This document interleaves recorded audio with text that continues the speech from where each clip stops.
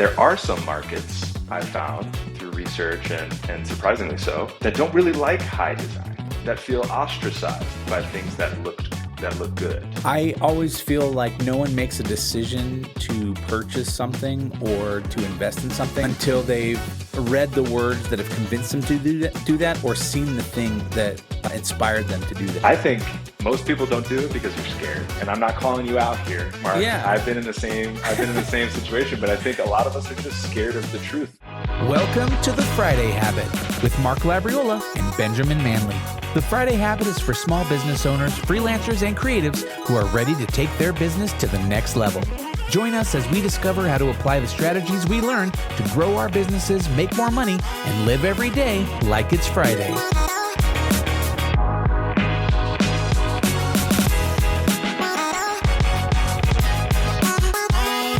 Welcome back to another Friday Habit. Today we got a great episode for you. We've got Nicholas McEvily with us today. He's a seasoned expert in launching successful data-driven products. And Nick has interviewed thousands of customers and helped create strategies that have driven millions of users, top 5 App Store rankings, and billion-dollar valuations. With over $50 million raised in his career, Nick excels at guiding startups through that crucial 0 to 1 stage, helping founders clarify their paths to success. So Nick, welcome to the Friday Habit. It's good to be here, Mark. Thanks for having me. Yeah, man, you too. Where are you at these days? I live in Mexico City, but I was born in New York and lived in Chicago before I moved here. Okay. I feel like I've seen a lot of people move into Mexico. You know, there's a lot of great places there. What drew you into Mexico City? I heard it's an awesome city too. I had some roommates in college that were from Chihuahua, and they're like, dude, Mexico City is like so westernized. Like you would hardly be able to tell it apart from like America. It has this kind of like European feel in some parts. It's got a lot of greenery in some neighborhoods and big parks and stuff. So it's beautiful. It's a vibrant city. I recommend it to anyone. It's got everything here. That's awesome. Are you? It's not close to a beach though. It's 2.5 hours from a beach. Okay, Yeah, that's, Acapulco. that's not so bad of a It could be worse. drive. Yeah, It could agree. be. You could be like 15 or 20 hours from a beach. Yeah, right. No, we're not that far, and we've got like mountains. We're in a valley, so surrounded by volcanoes and mountains, and so there's really great hiking as well, and some lakes within an hour or two drive. So it's got everything you need. That's awesome. How long have you been out there? A couple years. Okay. I got married here. We just had our first kid. Dude, and we're starting our family. congratulations. We're gonna stick around for a little while. Thank you. That's awesome, man. Having kids is one of the greatest things and one of the most difficult things at the same time. Yes, it is. It's like, Amen. Yeah, it's just getting a little bit more easy for me, but I'm hearing parents be like, "That's short-lived. More is coming." So yeah. we'll see how this shapes up. Well, it kind of varies, I feel like, throughout the journey. So I have 3 kids. I got 16, 13, and 11. And so everyone can kind of take care of themselves. And my 16-year-old can drive, so he's able to take people places, run errands, and do stuff like that, which is amazing. Great. But then there's also that fact of once they get to that age, now I'm really concerned about how's he going to do in life? Like, is he going to be able to make good decisions? I know, it starts getting more serious, Yeah, it's not as simple as it used to be, but it's super enjoyable, and I highly recommend more kids. If you're going to stop at 1, you should at least have 3. Oh my gosh. Yeah. I'll take that into account. It's definitely something we're thinking hard about right now. Yeah. Well, in the early stages too, you're like traumatized from like the lack of sleep and however the delivery went and stuff like that. And so at some point that all goes away and you're like, oh, you know what? I think we could do another one. Maybe. Yeah. The That's slow cool. blink looking up. Yeah. Did you meet your wife in Mexico City? No, we met in Chicago. Oh, okay. And then what was it? Was it like, you know what? America sucks. I'm out of here. No, I mean, like, I can't disagree with that comment too much, but I traveled here, felt really alive, asked myself the question, could I live here? And then that question kind of echoed and didn't go away and started to pick up weight. And my wife and I were, asking that question of each other more. And so she switched jobs and we ended up moving down here, and it's been a story ever since. That's awesome. How often do you make it back to Chicago? At least every 6 weeks. Oh, okay. That's cool. And then what does your wife do? She's in fintech. She works at a remittances company called Pangea, and she's incredible at modeling and spreadsheets and risk Okay. calculations. And So you have like a yeah, built-in like partner you can bounce ideas off of, or like, what do you think about absolutely. She this? hates me actually. She tells me it's like a 24-hour Shark Tank episode in here. It drives her nuts, but I appreciate her patience. Yeah, that's awesome. That's really cool. So, give me a little bit of a journey of how you kind of got into, your industry, and just how it evolved over the years. And I want to. There's a lot of stuff I want to talk about.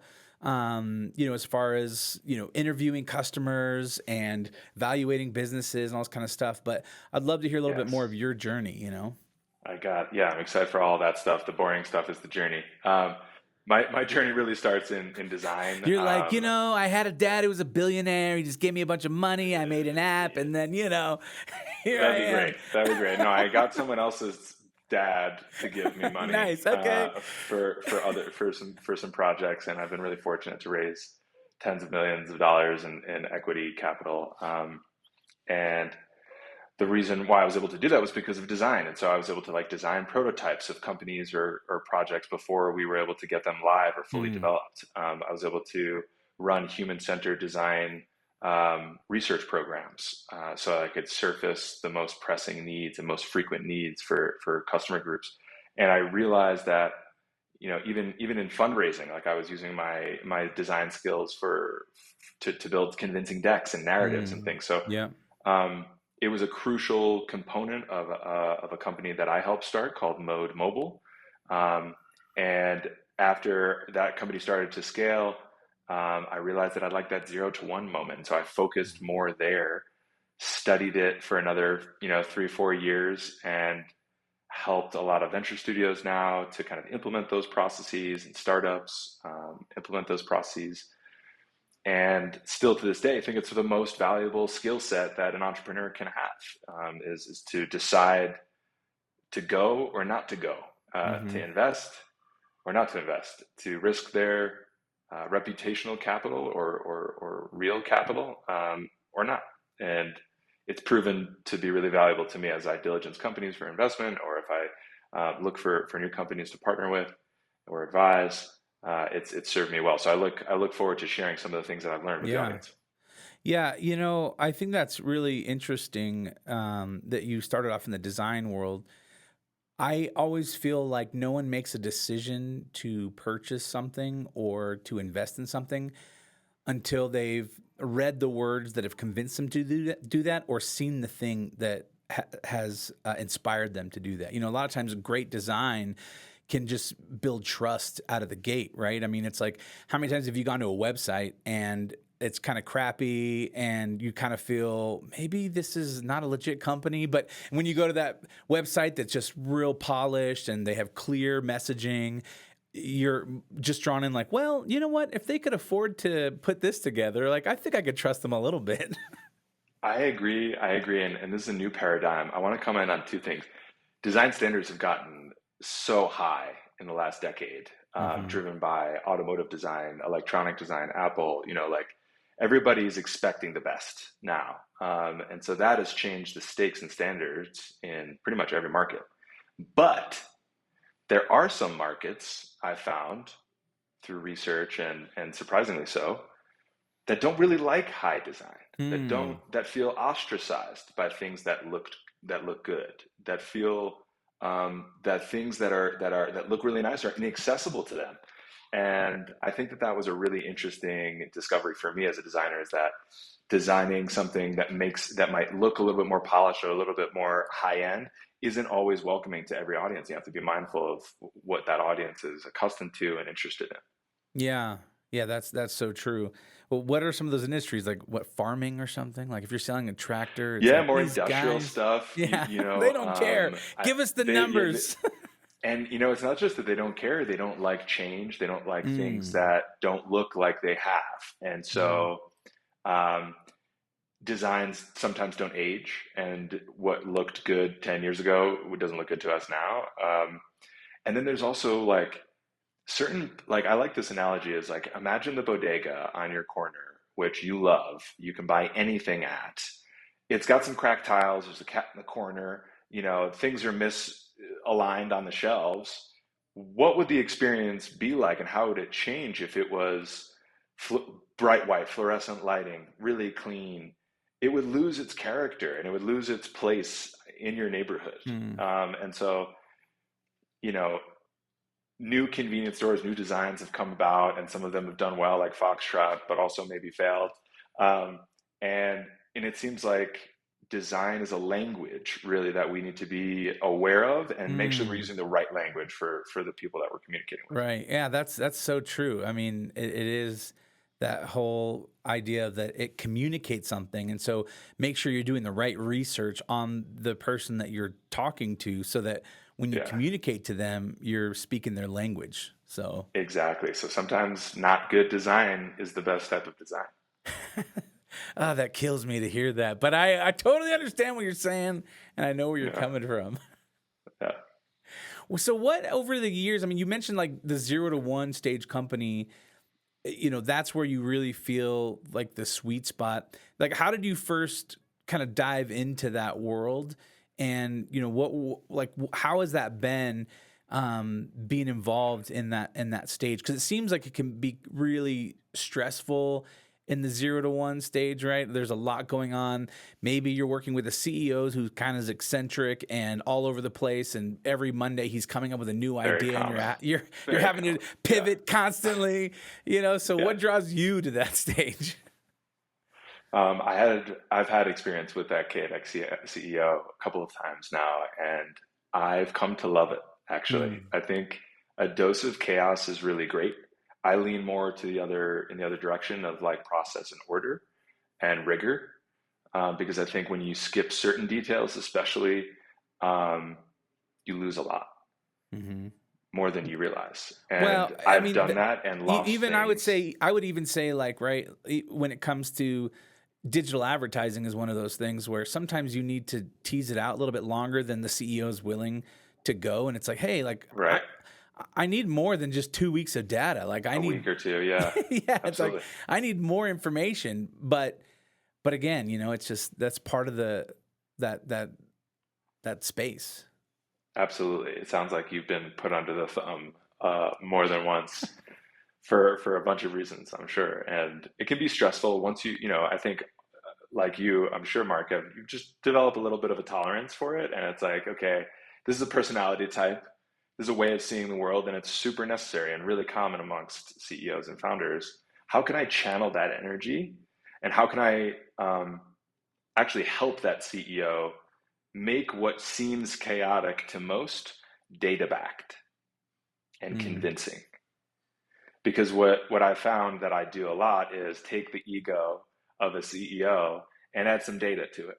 And I'd either validate their intuition, which is great, that's good for their track record moving forward, or it'll contest it. And the team and he or she has to go through the decision of acknowledging that way of exploring and validating that assumption. So those are the types of teams I like to work with most, is folks who can bring a strong sense of intuition, but respect the role of data Hmm. and how to move through really important decisions. Because you've got not only do you have like millions of dollars on the line from your runway, but you also have people's livelihood. You have, Hmm.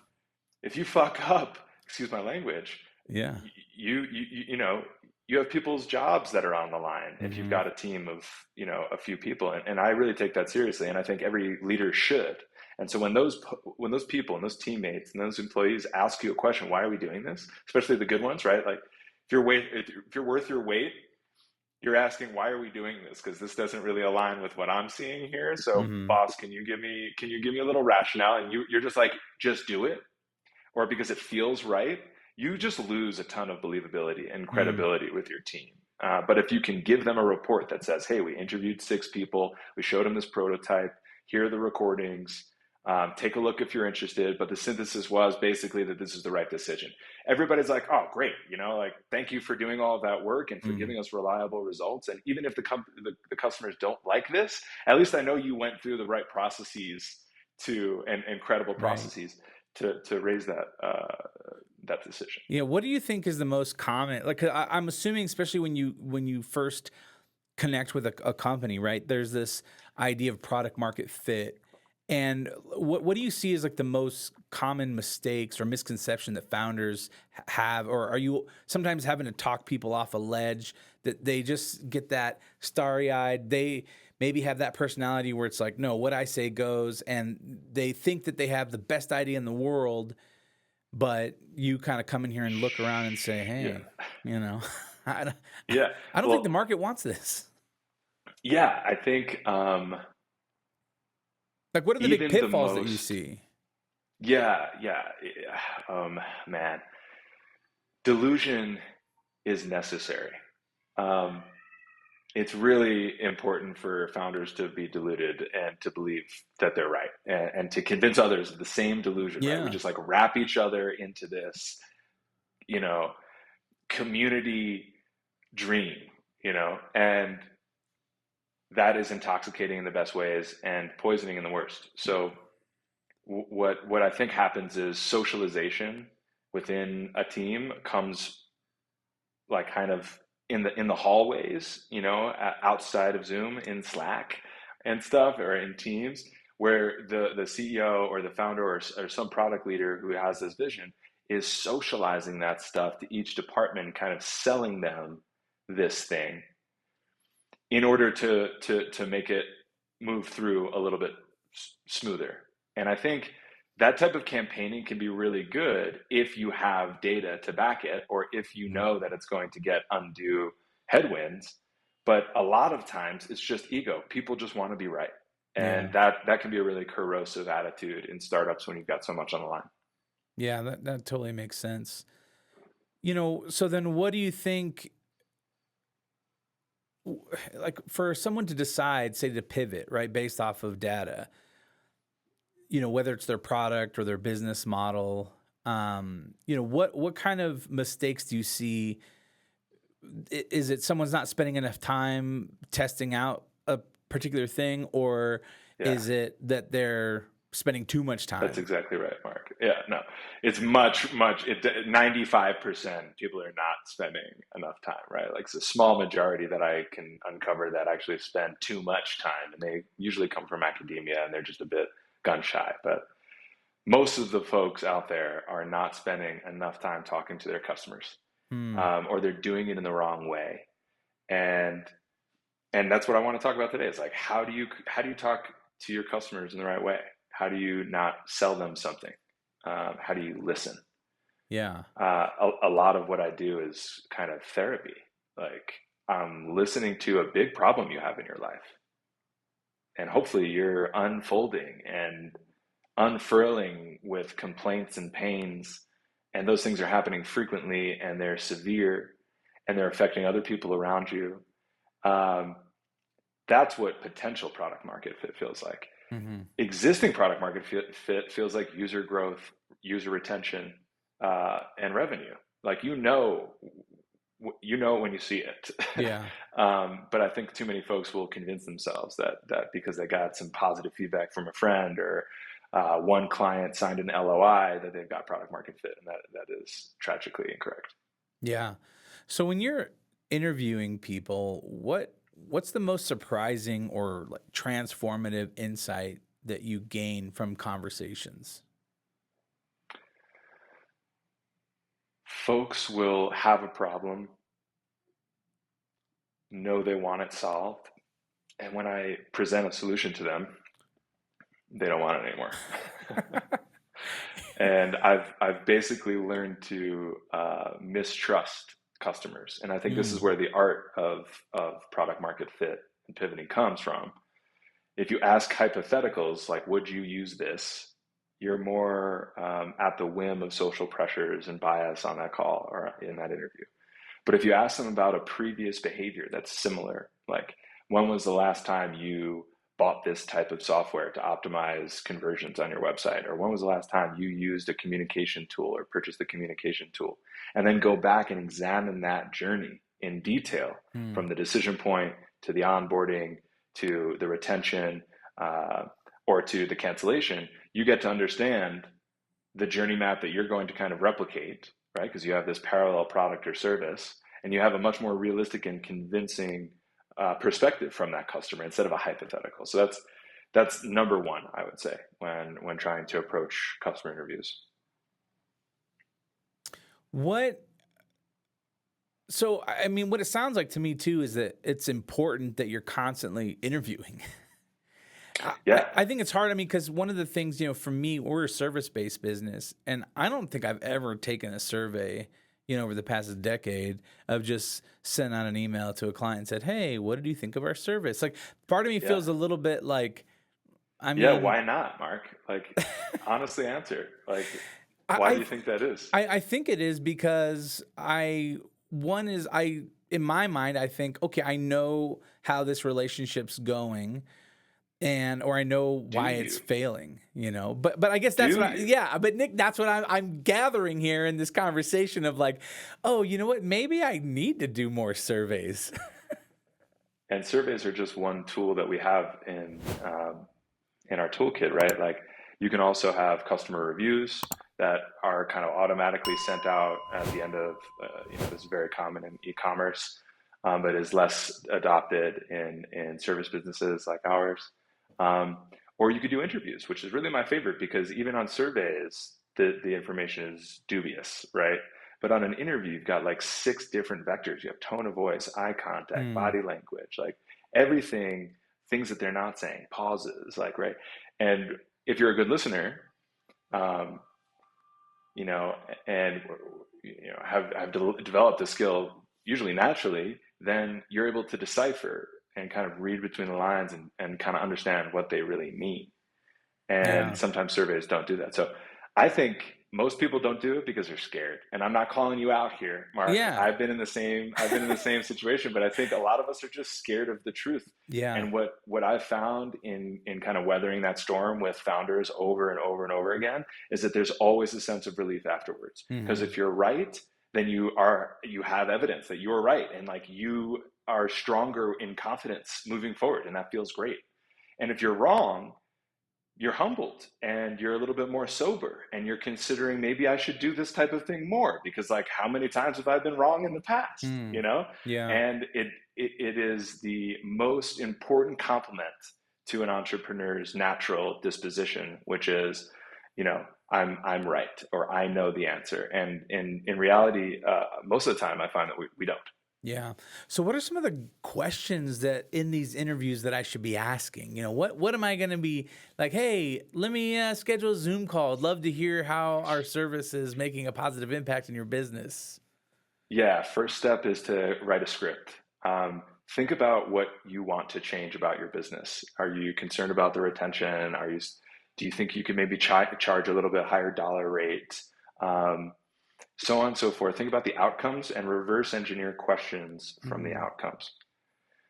The script needs to be written, and we can use ChatGPT and some other things now very accessibly to pose questions in a way that aren't leading or will incorporate a sense of bias. There's like some basic research methodologies that I think a lot of people skip, and they're like, um, "How great did you think my service was?" Instead of, which is a leading question, right? Use the word great. There's a positive slant, instead of saying, if you could change one thing about the service, what would you change? Something a little Mm. more open-ended. Yeah. Um, and that change in wording, same outcome potentially, right? But the change in wording elicits a more open-ended response, higher quality response, more thorough. Um, so reverse engineer the outcomes into questions and try to remove bias from those questions as much as possible. Limit yourself to about 10 questions per area of inquiry. Let's say you have 3, let's try to limit ourselves also to like 3 areas, 2 or 3 areas of inquiry. And so you have a total of 30 questions and probably an hour of time to get through those. Some of that you can show them if you're doing service-based business. You can show them a new landing page and get some ideas on marketing language or an ad or something, maybe an event invite. If you're doing something for SaaS, then you can show them a new prototype or a new version of the product and get their feedback in the second half. I usually split my interviews into those 2 parts where there's like questions around behavior and their history. And like I was saying before, something similar, a decision they've made similar in the past. And then the second half of the interviews focuses on some sort of visual aid, because an hour of just questions can get a little dry. Yeah. Well, and clearly there's something to be said even about a few interviews or whatever you can get, because I do feel like I get requests, from Vimeo or from these products and services that we use, right? They're like, hey, get a $100 gift card to Amazon or whatever it is if you take this survey or answer these questions. Like, there has to be lots of value in those surveys in order for Right. them to spend that much money on Yeah. the millions of users to say, yeah, we want to hear your feedback or get your ideas, because there's gold within those, answers. And then again, like you said, Absolutely. the biggest thing I'm kind of hesitant, or just not hesitant, but I'm thinking like, man, I don't even, know if I could sit down with one of my clients for an hour and ask them 30 questions. And then also, if you have a relationship with somebody, like more like we're a little bit closer, we're quasi work friends, like, how are they going to be honest? How can I trust that they're going to be like, yeah, you It's a really great could question, improve Mark. this area? Yeah. Yeah. They'll sugarcoat it and stuff. So all things you should be thinking about, right? It's like, will my client have enough time to sit down with me? Will I be able to fill that hour with productive questions? Because we want to be sensitive of both of your time. And, how close is this person? Who is this person? Are they representative of the client that I don't want anymore? The Mm, friend who tries to undercut me and my price, or expects a little bit of a deal, or the premium client who doesn't ask any questions and thought it might be a little bit more expensive, feels like they got a good deal, right? And so qualifying that persona and that person ahead of time in that script writing process is crucial. So thinking about how to reduce bias with the respondents, probably don't ask a friend, right? Ask one of their friends who's in a similar position. Maybe you can make an introduction. Um, Second degree connections are where I find probably the most number of mm, respondents. Um, and this is another thing I'd like to add, Mark, about finding participants. If you're creating a company and a product, and you can't find participants to just give you an opinion on your product, mm. how are you going to sell it to them? Yeah. Okay. So just going through the process of recruiting participants allows you to discover, where are they on the internet? Are they Mm, interested in giving their insights on this problem because it is affecting them and they're eager to get it solved? And if they're not, it's an interesting litmus test. Um, Folks that have had a hard time finding participants for their research, oftentimes I found have had a difficult time either framing their solution to those participants, or with the product and service completely. yeah. Well, I mean, I think that's all very valuable stuff, and you've inspired me to start asking some questions, even though I feel like it might be awkward.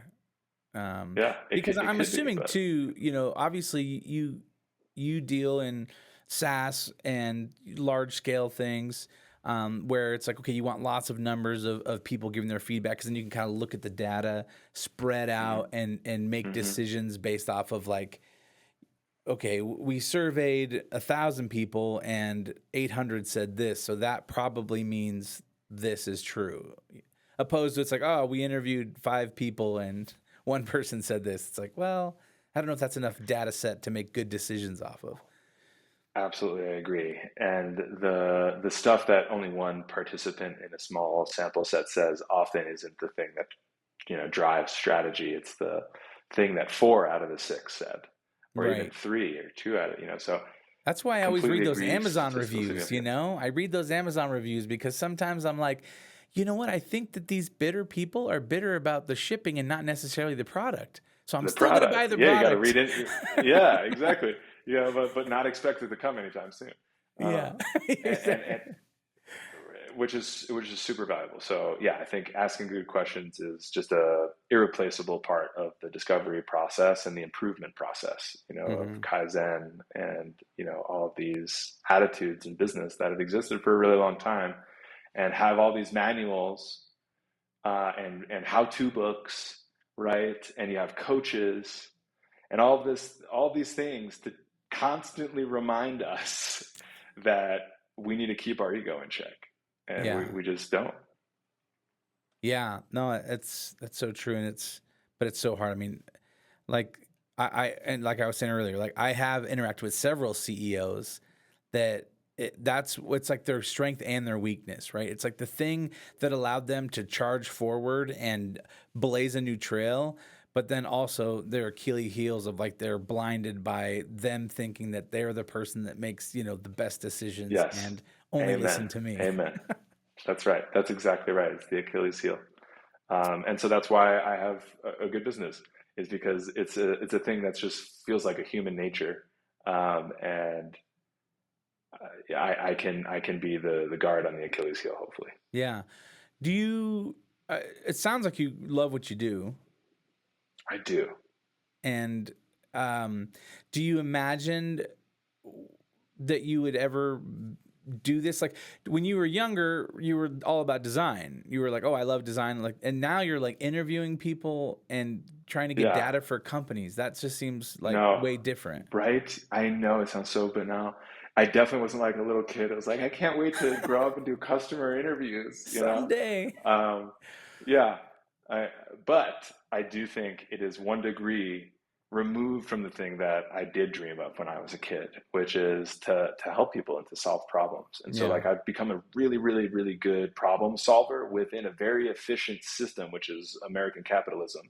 Mm-hmm. Within that is startups, which is even more efficient. So, like, I've kind of empowered myself in a way that I wish more people would, because startups are solving problems that are global faster than any other method in history. And if I can figure out how to help people solve those problems faster and better and more reliably, then I can be of a really big service to humanity. Yeah, totally. That makes sense. If you could give advice to a founder trying to validate new ideas quickly, like what would that be? Because I have a few friends that are idea people and they're always coming up with new companies and new ideas. I wish Ben was here today because Ben is, he's this ideas guy. He's always got something in the hopper, like ready to go. Like, hey, I've built a rough outline of this website and I have this idea using this AI bot. And he's always like coming Nice. up with something new, Yeah, it sounds like Ben and I'd be friends. You totally will. Yeah. So if it's like, what is the one piece of advice that if you're trying to validate a new idea quickly, like what advice would you give somebody to like proceed? Like, hey, when you start thinking about this new business, if you want to validate whether that's a good business idea or not, you should do X, Y, and Z.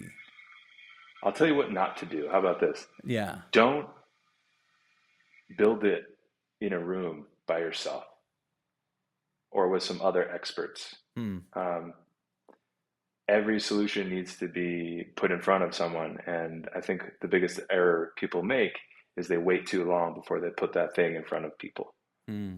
So don't make that mistake. Don't wait to put something in front of your customer, and be creative about how you're setting up that experiment so that the feedback you get during that moment where you're testing or you're just listening is as high quality as possible. Yeah. Yeah, don't just call your buddy and be like, "Hey, what do you think about this?" He's like, "Oh, No, I that's a mean, you can start great there, idea." but just, keep going. Yeah. All right. That's valid. I think that's fair. Um, and again, it's one of those things where when you feel like you have a good idea because you see one or two things, and you start asking people about it, instead of going straight to creation and raising money, it's like try to stretch that process out a little bit more and get more validation for your idea. Um, that that Absolutely, that especially if you're thinking about doing venture capital, because the era of venture capital being, basically reckless and yeah. backing anyone with, vaporware has basically ended.